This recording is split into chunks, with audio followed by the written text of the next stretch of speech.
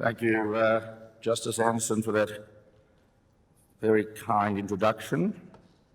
Ladies and gentlemen, it is a great pleasure to be here for the 31st conference of the Samuel Griffith Society and to be asked to be present at such a distinguished gathering. It is perhaps timely that I participate in this conference because just last Tuesday I attended the University of Melbourne in the old Quad building, which some of you may have seen recently if you came to the event on Friday night, I believe. This was at the launch of David Kemp's book entitled A Free Country, Australia's Search for Utopia, 1861 to 1901.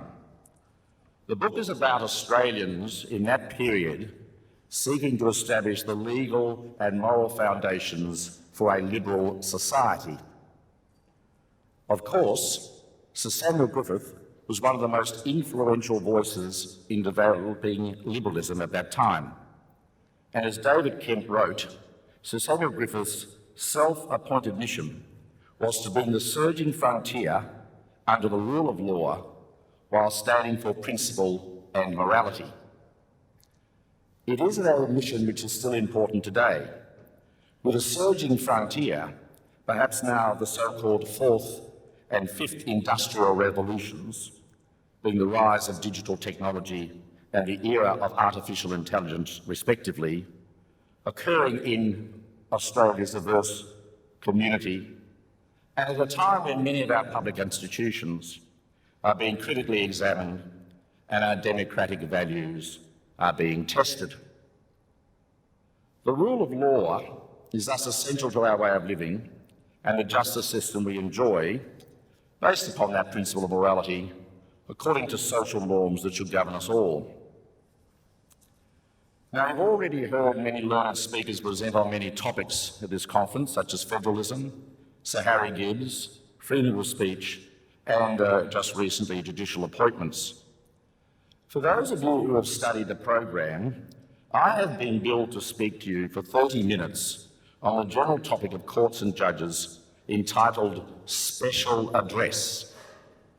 Understandably, your expectations are high, but I assume you're all very much conferenced out. So I want you to treat this presentation as more as an after-conference, like after-dinner speech. It is always difficult for a presenter, even if one starts right at the beginning of a conference, as to how to present to a particular audience, even if it's just a normal address. Does one try to inform and educate, provide some entertainment or amusement, or attempt to do all four, namely to inform, educate, entertain and amuse? Well, without any particular destination in mind, and perhaps like Christopher Columbus, I'm now venturing forward regardless in front of you today. Now, Mr. Eddie Gazonda, the convener of this conference, presumably at the direction and instruction of Mr. Stuart Wood, when invited me to speak so I could speak on any topic of my choosing. Presumably, though, by implication, he meant to limit me to something relevant to the law and not just a travel log of my recent trip overseas. I have chosen the topic, the life of the trial judge, what has and is challenging. I want to touch upon a few themes. In the time allotted to me, I will only be doing that. Each theme probably would deserve an hour, if not more, of discussion. But the themes that I mention, I think, are worthy of discussion and recognition. I should say I will be focusing on trial judges in civil proceedings, although what I say will have relevance to all trial judges and their lives. Obviously, my comments are heavily influenced by my own experience as a trial and appellate judge of the Federal Court, and of course as a barrister. I observe first that the role of a trial judge has, is, and will always be to primarily that of determining facts. The finding of facts, often dependent upon versions of events by individual witnesses, requires a deep understanding of human nature and social awareness. This has been and will always be the crucial part of decision-making. Most cases turn on the facts. Going back to 1921, Benjamin Cardozo observed, Lawsuits are rare and catastrophic experiences for the vast majority of men. And even when a catastrophic event occurs, the controversy relates most often not to the law, but to the facts. And that continues on today.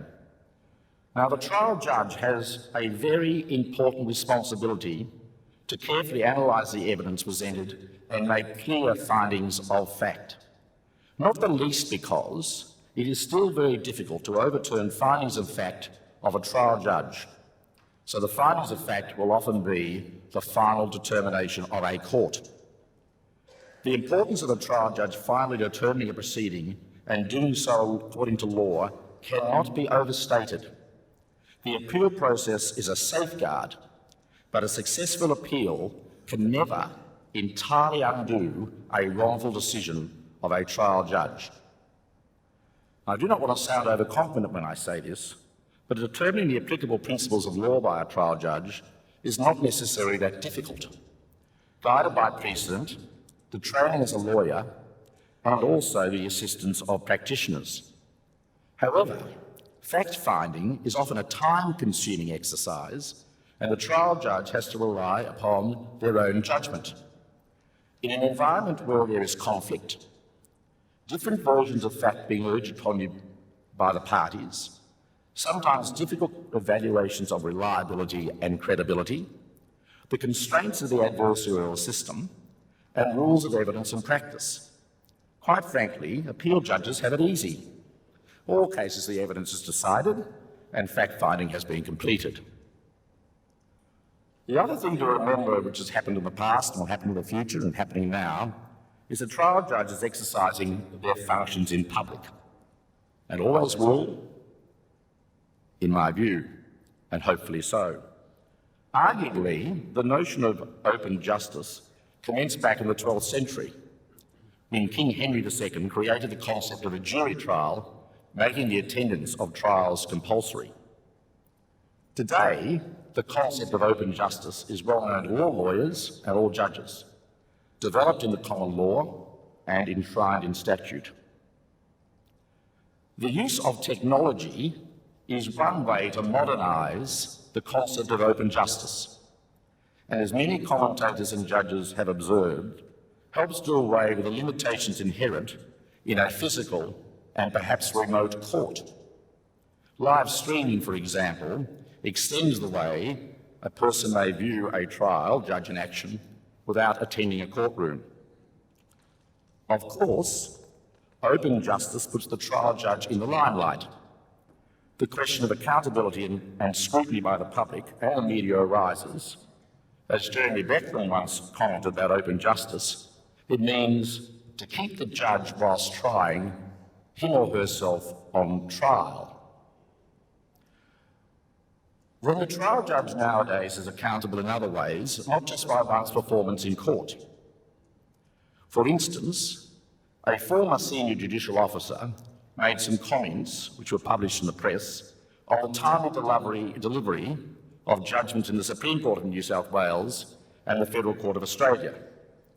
These comments were later taken up by a journalist, relying upon various data as to the court's and individual judges' performance. Addressed by the Chief Justice James Allsop in a speech delivered in January 2019, now published in the Australian Law Journal, the comments and data needed obviously to be put in context. The point I want to make for the purposes of today, however, and as the Chief Justice did, is that the work of the courts, including individual trial judges, is becoming more and more accessible to the public through digital technology. The work and life of a trial judge, not only their activities in court, can now be readily assessed and scrutinised. This is not to be regretted. More sin is undesirable, but it needs to be recognised. Now, public scrutiny is not new, and it has always been at times pointed. There was the famous incident of the Birmingham newspaper in 1900, which contained a criticism in the following terms of Justice Darling, who was holding the local assizes in England. And this is what the newspaper wrote. If anyone can imagine little Titch upholding his dignity upon a point of honour in a public house, he has a very fair conception of what Mr. Justice Darling looked like in ruling the press against the printing of indecent evidence. His diminutive lordship positively glowed with judicial self-consciousness. No newspaper can exist except upon merits, a condition from which the bench, happily for Mr. Justice Darling, is exempt. There is not a journalist in Birmingham who has anything to learn from this imprudent little man in horsehair, a microcosm of conceit and empty-headedness. One is almost sorry that the Lord Chancellor had not another relative to provide for on the day that he selected a new judge from among the larrikins of the law. One of Justice Darling's biographers states that an eccentric left him much money. That misguided testator spoiled a successful bus conductor. So going back there, that's relatively pointed.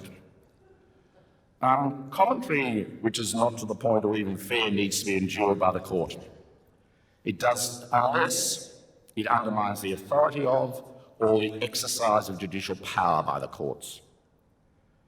Reform may be needed to clarify the scope of the contempt of court offences, although the total abolition of an offence of scandalising the court may go too far. There needs to be a balance.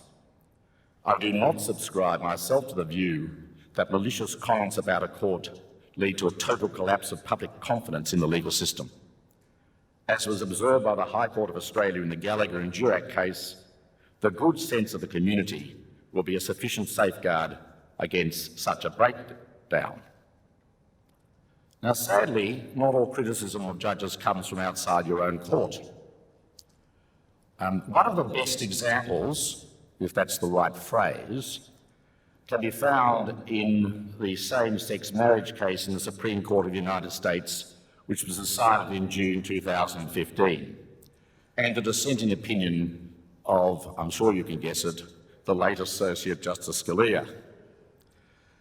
In that case, it was decided that the 14th Amendment requires a state to license a marriage between two people of the same sex and recognise a marriage between two people of the same sex when their marriage was lawfully licensed and performed out of the state.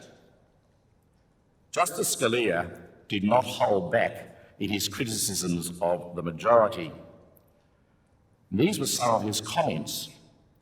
But what really astounds, he says, is the hubris reflected in today's judicial putsch. They have discovered in the 14th Amendment a fundamental right overlooked by every person alive at the time of ratification and almost everyone since that time. They see what lesser legal minds like Thomas Cooley, John Marshall Harlan, Oliver Wendell Holmes, Learned Hand, Brandis, Taft, Cardoza, Black, Frankfurter, Jackson and Henry Friendly could not. They are certain that people ratified the 14th Amendment to bestow upon them the power to remove the questions from a democratic process, and that is called reasoned judgment.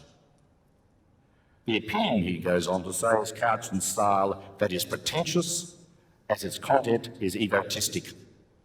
It is one thing for separate occurring dissenting opinions to contain extravagances, or even silly extravagances, of thought and expression.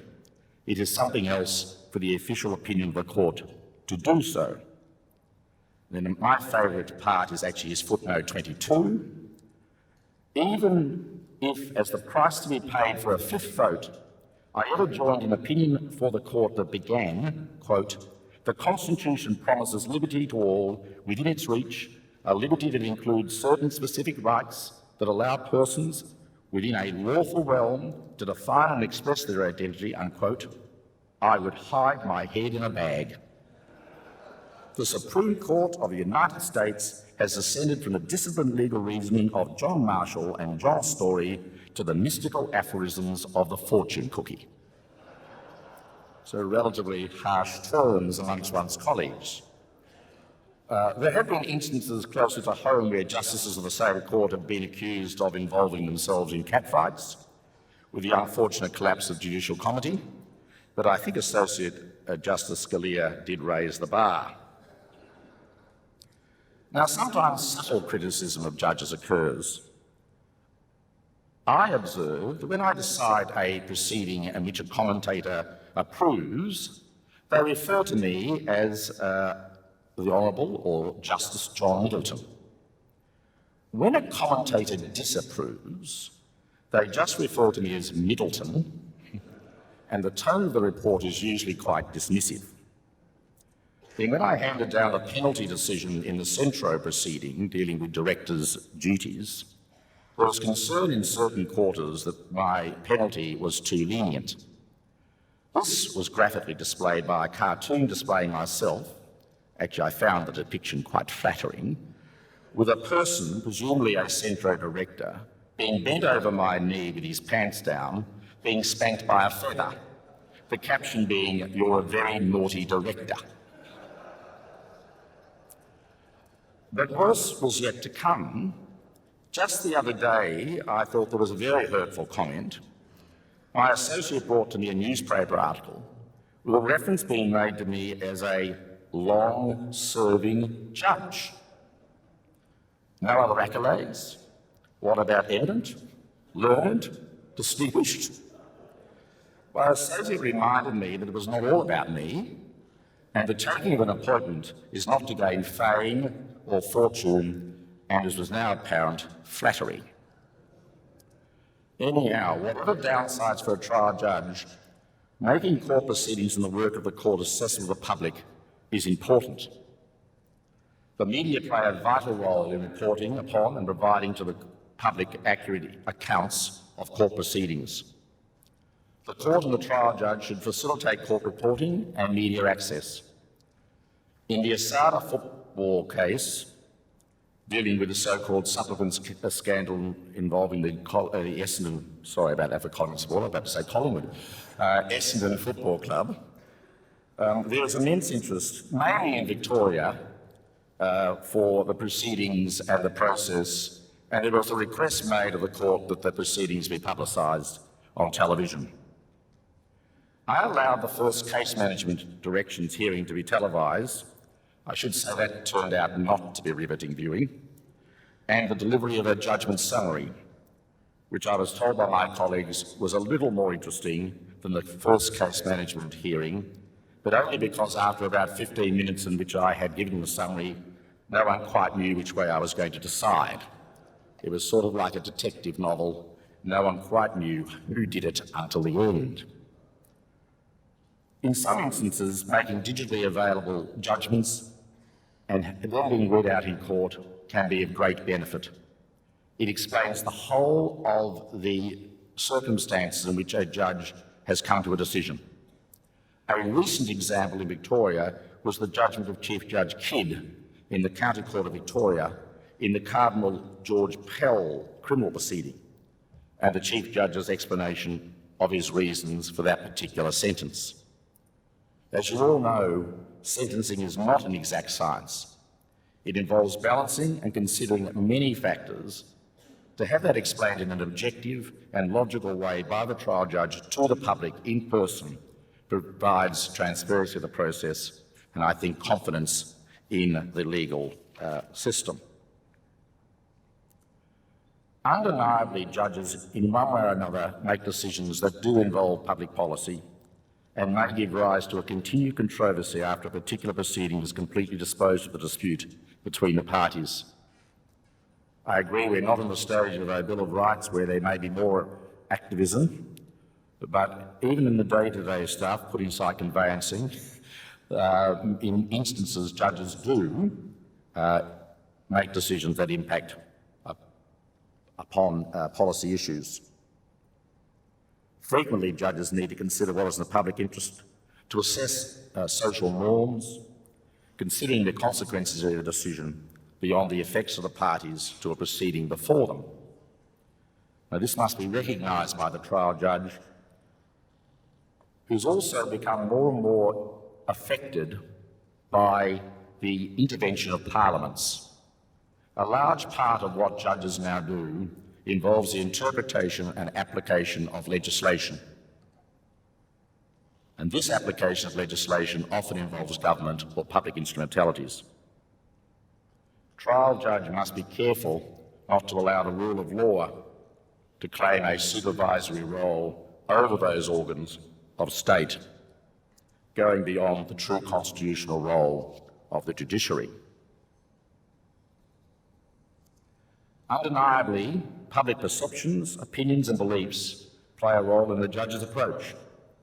Whilst the judicial process, as it should be, is immune from public opinion, judges are increasingly being called upon to consider social norms reflecting public and community values in their decision-making. If judges did not do so, they would lose the confidence and trust of the community, and I suggest their authority. A change that has and will continue to impact upon the life of a trial judge is the diversity of our society. This has been commented on by Justice Emilius Carew in an article, Judging in a Multicultural Society. As he reminded us, an individual's culture may impact their experience in a court, and trial judges need to be aware of this. A witness's cultural background might affect the way they give evidence. Examples would include body language, the manner in which they answer questions. Of course, in Australia, the cultural diversity is so extensive that it is impossible for judges to be familiar with all the cultural differences that they are likely to encounter from their day-to-day work. However, I suggest that trial judges must have an awareness of these cultural differences so as to not lead to any miscarriage of justice. Another important element of maintaining public confidence is, of course, impartiality. Impartiality, as you know, refers to the determination to deal equally with all parties to a proceeding without favour to any. This is an essential characteristic of a trial judge. But maintaining complete impartiality is simply not possible. One must recognise this fact and accommodate the reality. Quoting the American jurist Oliver Wendell Holmes, any man who says he is impartial about any subject on which he speaks is either ignorant or a liar, and that the honest one is, who, aware of his partiality, guards against its abuse. All trial judges have prejudices. Returning to Cardoza, there is in each of us a stream of tendency. Judges cannot escape that current any more than other mortals. After all, judging draws upon personal experience. It also hopefully relies upon logic, precedent and accepted standards of conduct. It relies upon human feelings. It relies upon an awareness of the human condition. Which leads me to the next point in the existence of artificial intelligence. I doubt whether any system of artificial intelligence will ever fully replicate the human brain or deliver a comparable level of intelligence, however that term is defined. However, I acknowledge that a great deal of money and human brain power is being employed to develop computers that are capable of artificial intelligence, matching its makers or even beyond. Just the other day, I read about a droid who will give you health advice.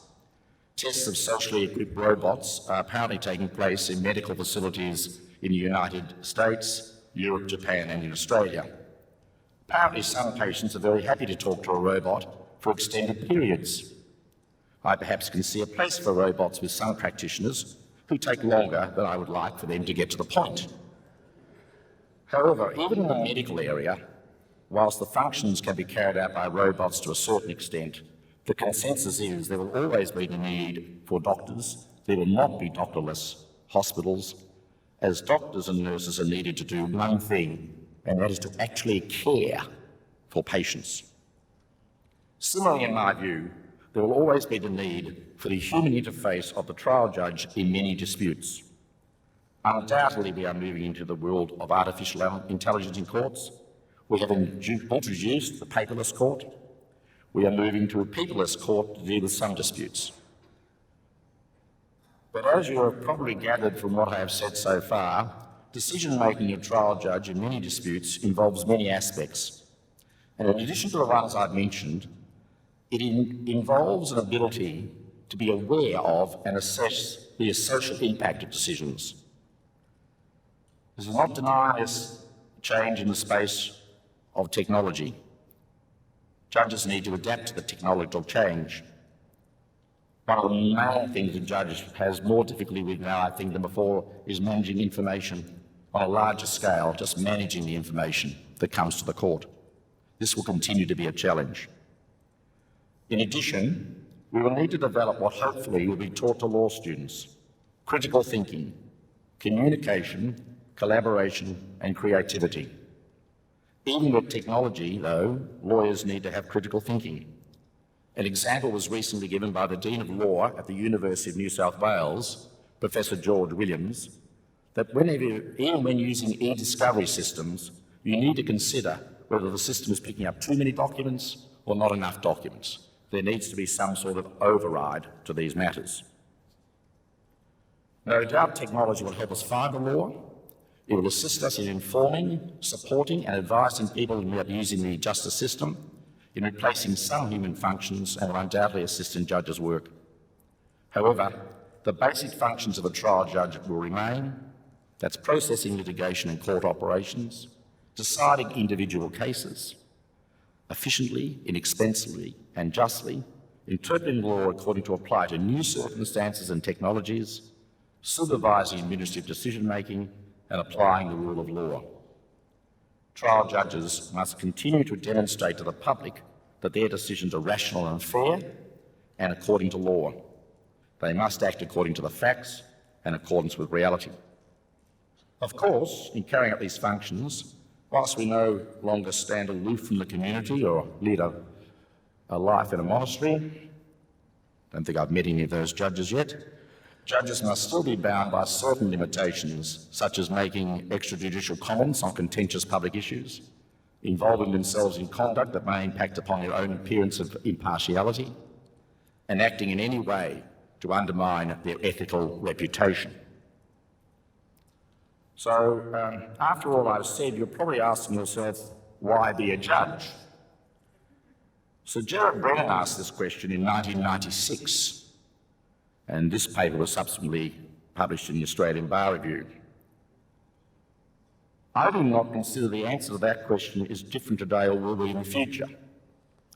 And what Sir Gerard said after examining the essential elements of judicial functions and manner of performance is this: why be a judge whose every professional word or deed is open to public scrutiny and criticism? Why be a judge who cannot reply to critics, lest the appearance, if not the reality, of impartiality be lost? Why be a judge who, under the pressure of work, forgoes other delights of intellectual life, not to mention the demands of family life and the abbreviation of recreational or other extracurricular activities? And his honour goes on to say, we know that the dignity and the fulfilment of the aspirations of free men and women in our complex society depend on the faithful performance of judicial duty. In a complex society, justice would be unattainable without the sophisticated skills and unquestioned integrity of the judiciary. The high importance of judicial office makes it a privilege to be invited to the bench.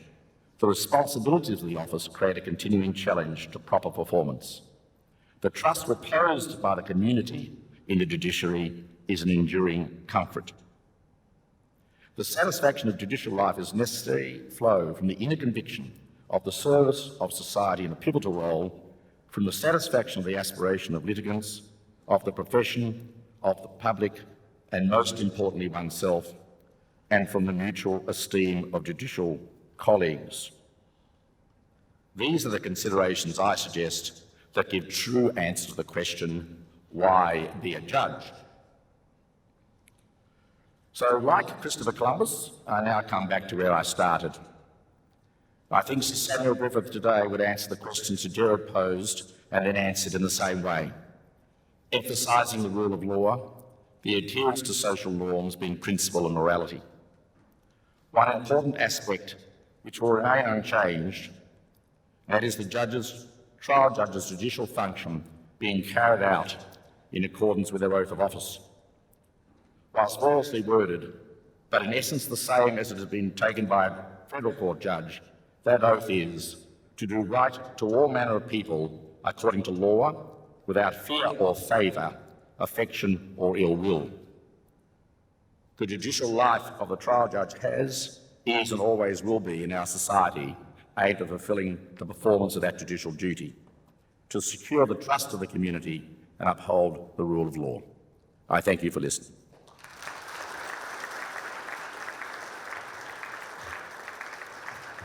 And I should say I was told by Annie Gasolda that because of time constraints there'll be no opportunity for questions.